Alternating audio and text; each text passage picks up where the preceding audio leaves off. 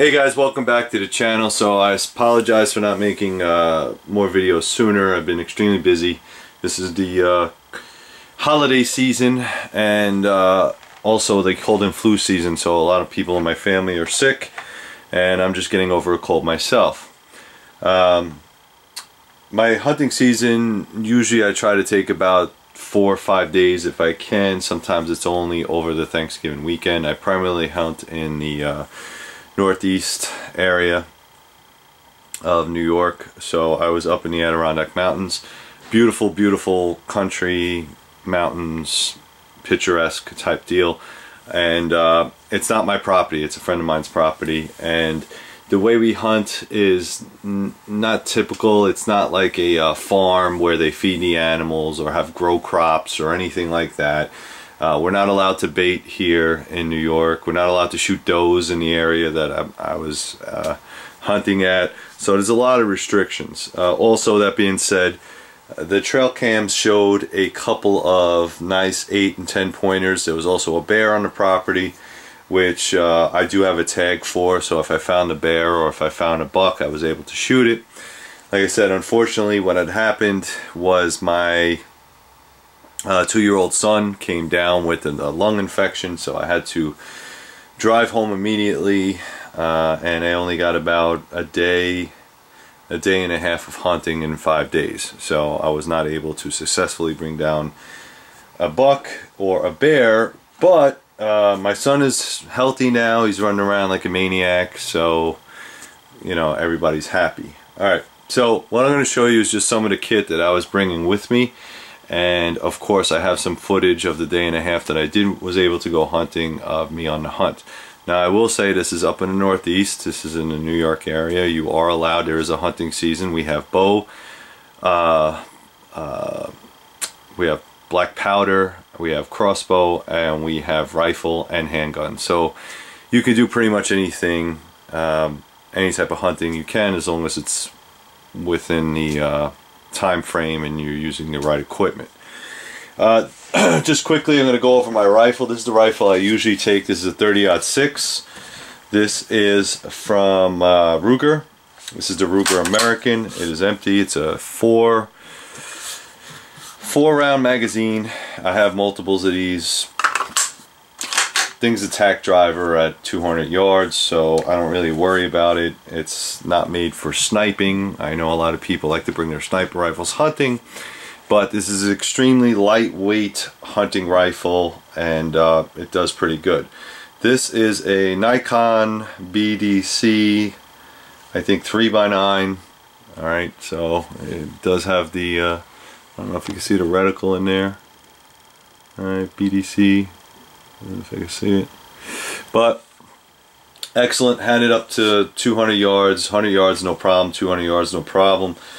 And the reason I go with 30-06 because I usually like to shoot with a 308 rifle, but there are black bear up there. Now black bear don't seem to be much of a problem when it comes to people because they don't like people.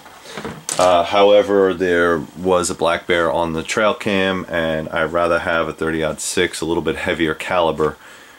Just in case I do run into that bear, I'm able to take them with ease, as opposed to 308, which will do the job, but it comes more down to shot placement. For the knives, obviously I'm a knife maker, so I took my Wingman. Alright, this is the Wingman. It's still available. It's 154 cm, and I wore it in a cross draw type of configuration. Kydex sheath, excellent. I love this thing.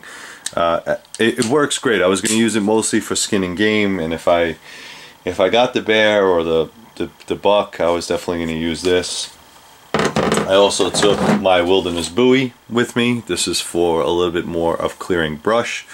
This is made out of 52-100, so it's ball bearing steel. Nice big blade. Sometimes you need it to break open the chest of an animal, or like what I was using it for is to clear brush, because sometimes the locations where you are is a little bit overgrown, so I was using that. A couple other items. This is my Tacticool chair.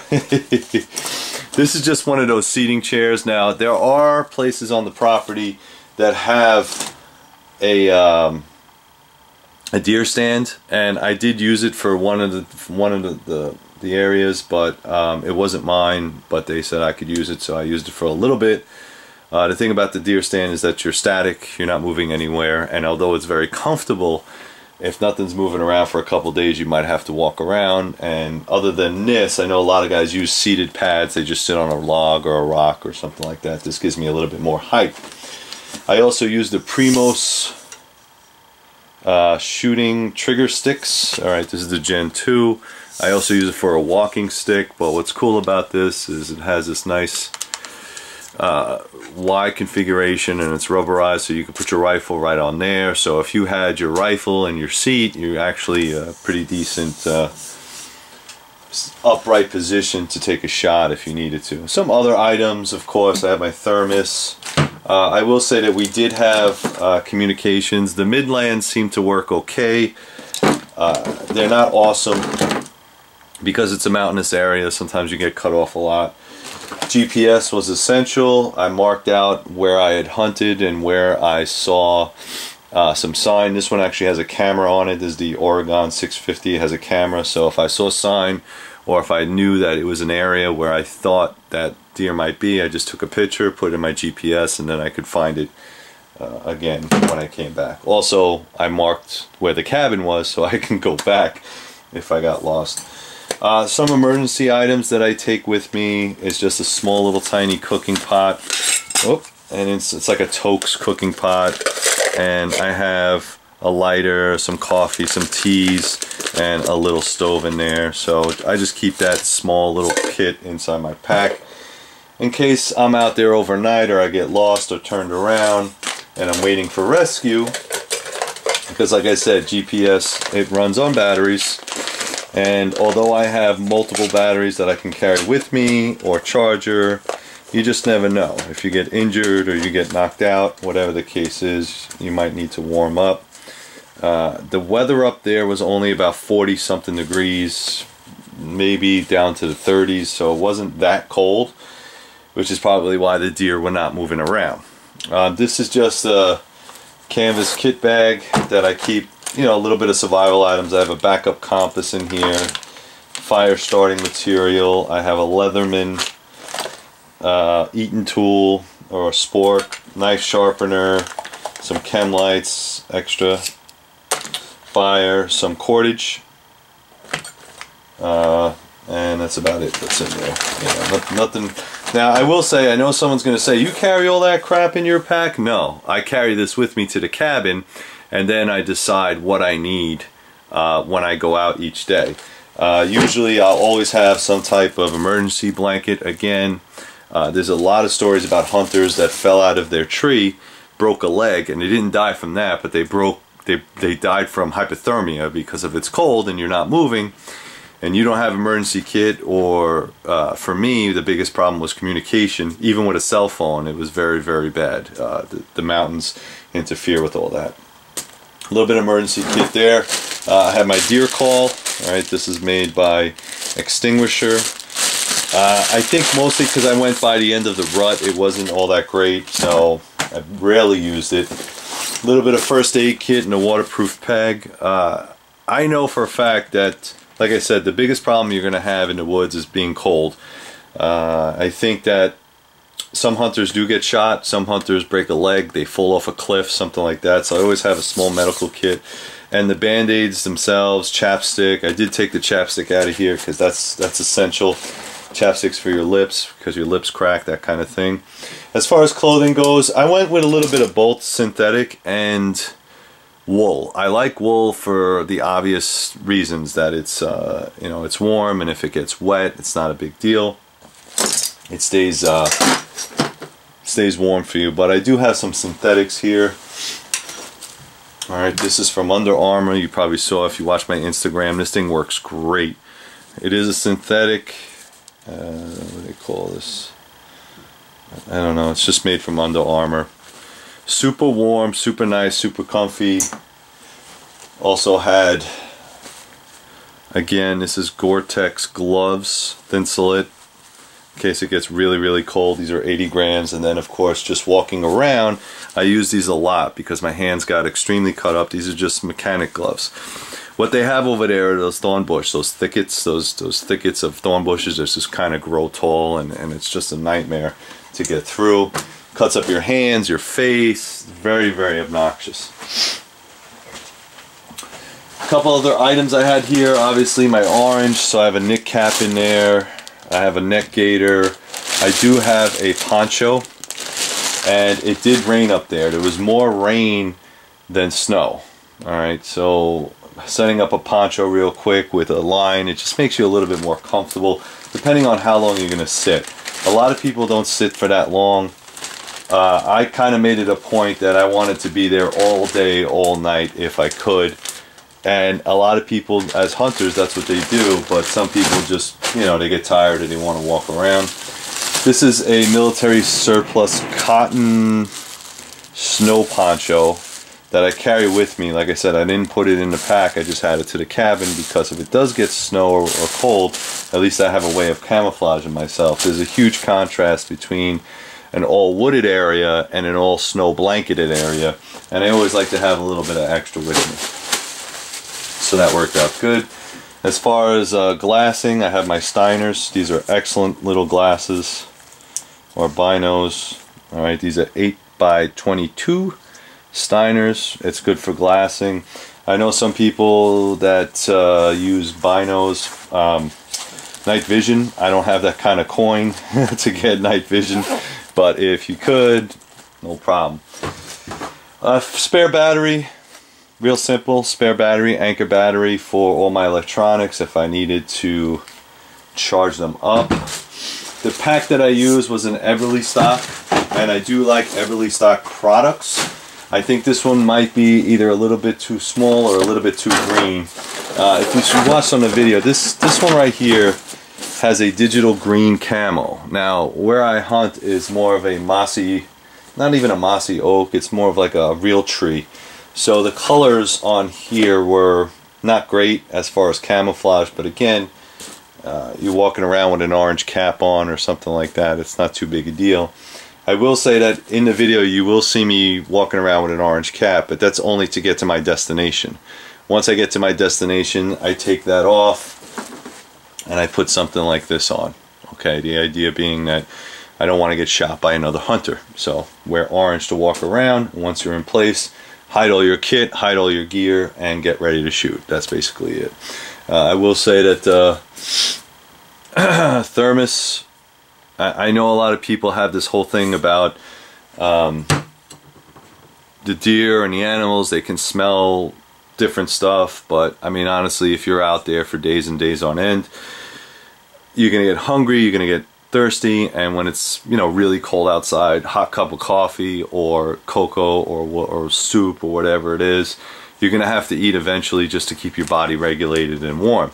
I know a lot of guys, what they do is they also carry a Gatorade bottle or some type of bottle, so when they urinate they don't have to pee on the side of the tree because they can smell that and it leaves a lingering scent. You could pee in a bottle, put it in your pack, and then empty it in the toilet when you get back. It just depends on what you're trying to do as far as a hunter, okay? How good of a hunter you really want to be. You know, some baby wipes, wet ones, that kind of thing, and then I have some cut-up kits where it's just gloves, a mask, that kind of thing in there. Alright, so that's pretty much it. I mean, the gear itself is self-explanatory. I have my little Suunto compass slash thermometer. This came in very handy. It actually told me how freaking cold it was out there. As far as the clothing kit, it really depends on you. Like I said, I tend to wear a lot of wool and synthetic mix. Most people go with synthetic because it's lightweight and it's waterproof and that kind of thing, but wool I find keeps me a little bit warmer than synthetics. So I kind of did like a combination of both. So if you guys are still sticking around, I appreciate it. As far as hearing protection, just this Howard Light hearing protection, you'll see me walking around with this around my neck. I know a lot of people do not wear hearing protection when they go hunting because they're just going to take one shot. However, as I get older, I'm trying to protect as much hearing as I can. So this little lightweight thing wrapped around your neck, it's almost nothing. I mean, it's really, you know, lightweight, something you can just put on real quickly and take your shot. So I use that as well. Alright guys, so thanks for sticking around. Stay tuned. I got me hunting, and hopefully you enjoy. Please go to threeriverblades.com. Check out all the great knives that I have up there. Talk to you soon. Bye.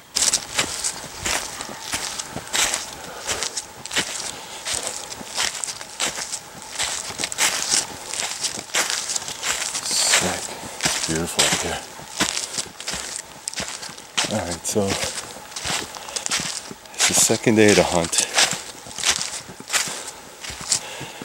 I have to climb up to 2,300 feet every morning, so that's why I'm not really camouflaged up or have my overcoat on, because if I got up there I'd be sweating to death.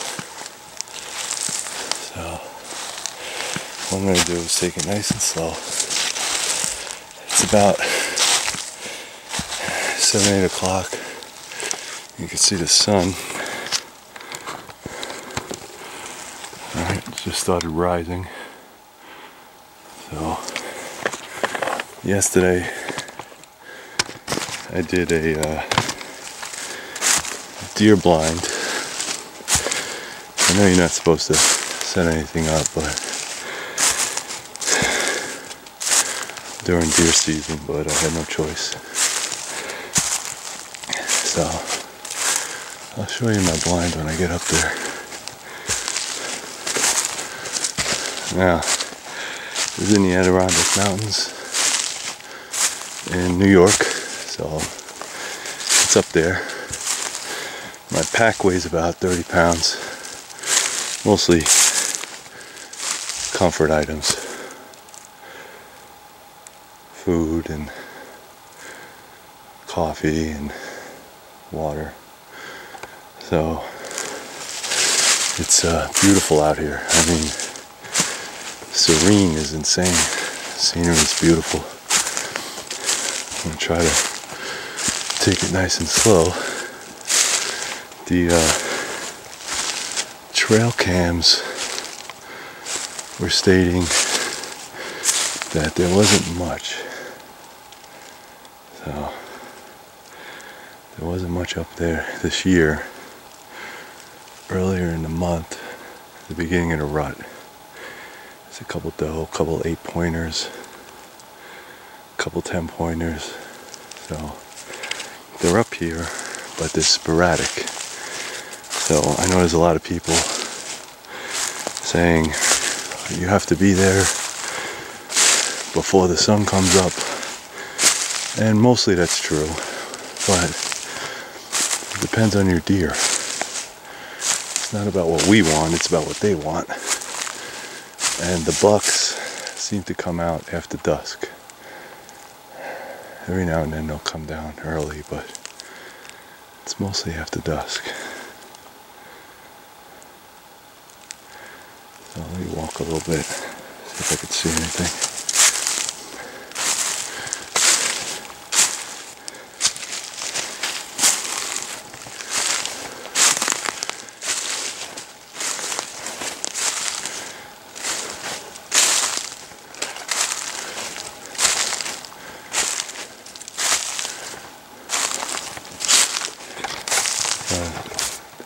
This is an old logging road. You can see that everything's pretty much cut out.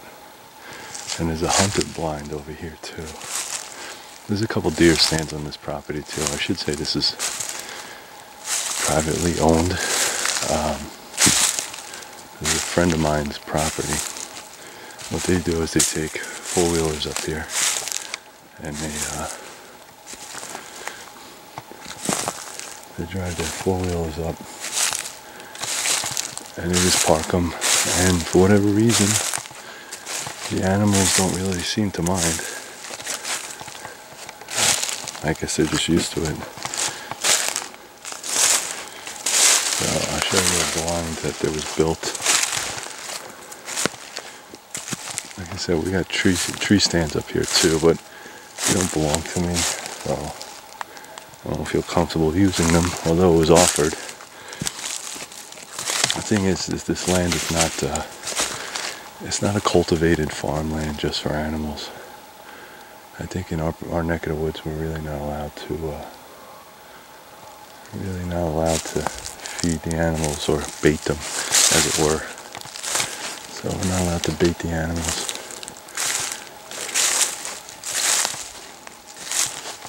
I think they're around here somewhere.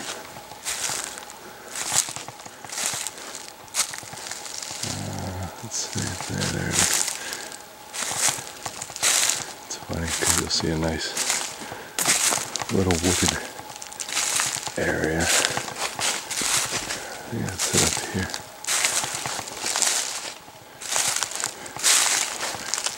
There it is. So I don't know if you can see that, but that's obviously man-made. It's behind a rock. It's probably got nails and screws, and that's to cover this trail. So the trail that I'm using right here, and it's so quiet up here. Probably shouldn't even be talking, but I wanted to show you guys what I do for hunting season. Alright, I'm going to try to make it up this trail. Alright guys, so I'm only a quarter way up the mountain. What I'm trying to do is be as quiet as possible because there might be deer around the corner and you don't really know. So what I tend to do is try to take the path of least resistance. That's sort of the best way to do it. Just don't snap branches if you can afford to. And every now and then take 3, 4, 5 steps and then stop and listen and look. I got this big orange hat on. I know a lot of people say that it's the morning crow. A lot of people say, well, yeah, the deer can see it. They maybe can, but you know what? It's a safety precaution. It's also regulated by the state that you have some type of orange. I'm just looking at some deer poop. Looks like it's been there a while. So, you can see that right there. It's been like frosted over and it's dry. So that's more than a day. It's probably last week or something. Not good.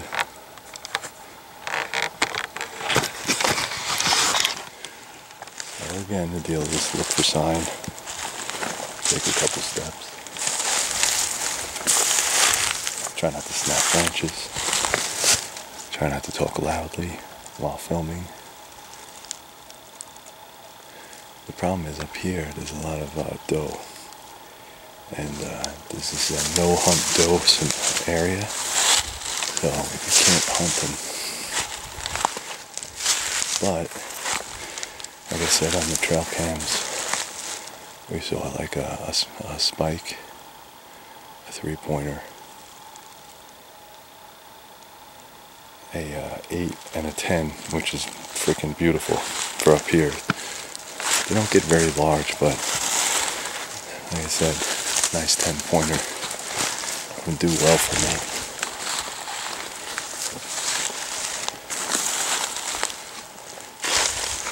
So,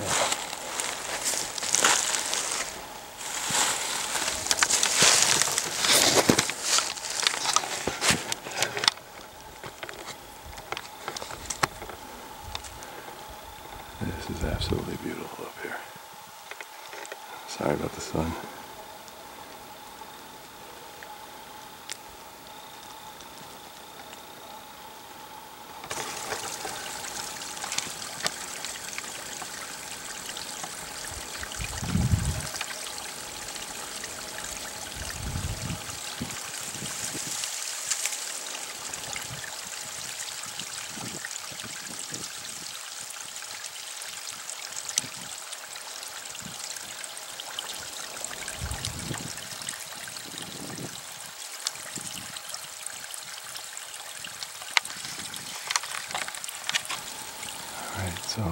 here is my blind. What I'm trying to do is just scan the area. Last thing I want to do is spook something that may be interested in it. I'll get a closer look when I get up there. But right next to that boulder, I built a debris blind. It's not awesome, but it should hide me from anything coming down this trail. So that's the trail I'm working on. And there also is a horizontal area that overlooks, or that blind overlooks. So I'm just going to sit here for a few minutes, see if I hear anything moving around before I get into my blind. Alright, so just to give you guys an idea, this is my blind spot. See, I set up a nice little blind here, and that's my avenue of approach. You see how it's kind of cleared out, and then it kind of jettisons down this way. Alright, so last year I came up here, there was a bunch of beds, like right over here. I know they were does, but if it is a doe, sometimes it's a buck. Also, there's an old river, stream. It's kind of dried up when it comes from down there, so that's pretty clear. So I have pretty much two avenues approach. Also, if I get up here early enough, as you can see, I got the sun to my back, which is an old sniper trick, which works out pretty good. So the sun will be in their eyes, not in my eyes. So that kind of works out good. And this is just regular logs sitting on a rock with some debris in it. I got my pack, and I got my tactical folding chair. So I'm going to set this up, maybe just go scout out and look around a little bit, see what I can see. Alright, so this is my blind from the opposite end.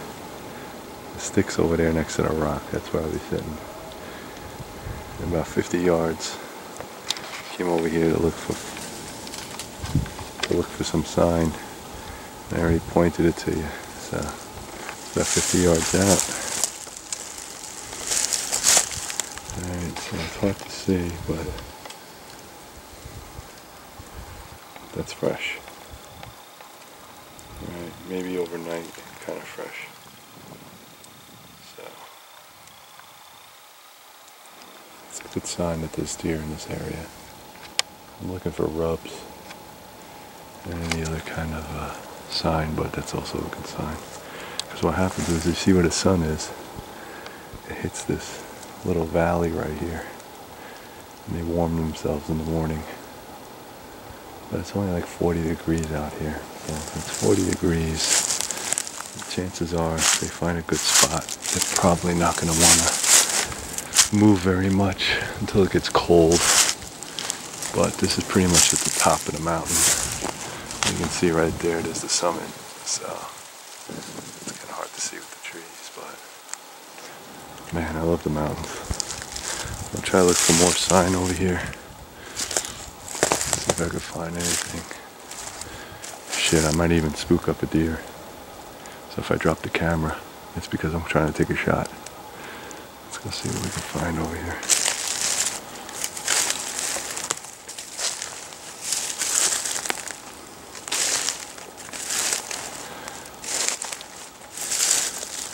You can see how it's kind of empty. And this is what I like to see, because animals are like humans.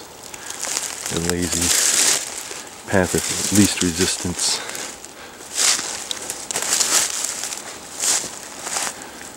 So, I don't know what the hell is that. Really nice up here. Oh, I could see, you can see the mountains through the trees.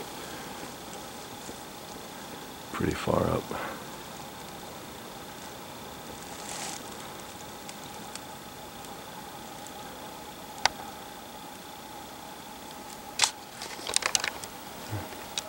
So you guys can see, I don't know if it's coming up, but it's 2556 feet above sea level. So it's not crazy high, but it's in the mountains.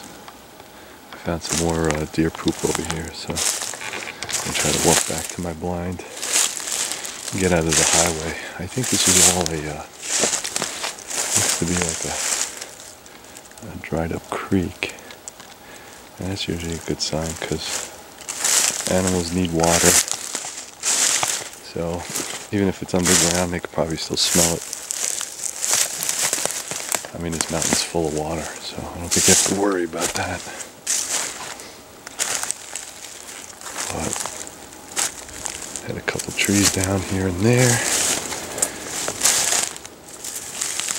Just trying to get out of the kill zone as it was, so I can let them do what they gotta do.